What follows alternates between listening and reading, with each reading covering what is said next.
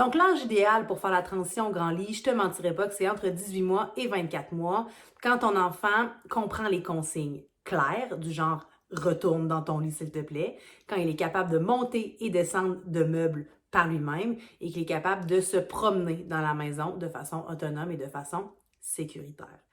Bien entendu, je ne peux passer sous silence l'approche Montessori qui, en fait, est de ne jamais mettre un enfant dans un berceau. Hein. La base de la mentalité ou de la philosophie de Maria Montessori, c'est de redonner l'autonomie complète à ton enfant quant à son sommeil. Donc, la vraie façon Montessori, ce serait que dès la naissance, ton enfant dorme sur un matelas au sol pour ne jamais, en fait, dormir dans une bassinette ou dans un lit à barreaux ou dans un berceau. Afin d'alléger le contenu de cette vidéo-là, from now on, à partir de maintenant, ça s'appellera une bassinette. Donc, c'est ça l'idée avec la philosophie de Maria Montessori. Plusieurs parents ou plusieurs mêmes approches sommeil vont recommander la transition vers un matelas au sol aux alentours de 8-10 mois.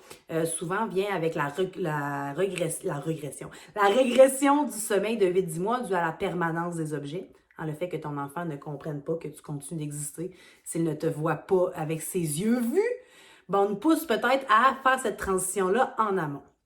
Cette façon de faire-là, le matelas au sol, à la transition vers 8-10 mois, où on a l'impression que nos enfants n'aiment plus leur lit, ce qui est complètement faux. Hein? En fait, ils n'ont jamais connu rien d'autre. Donc, ton enfant aime encore son lit. Mais si tu veux le faire, je veux juste pousser un peu à la réflexion qu'on ne parlera pas d'autonomie du sommeil. Pourquoi? Parce que vers 8-10 mois, de demander à un enfant de retourner seul dans son lit, même si c'est demandé très poliment, ton enfant ne comprend pas les consignes simples.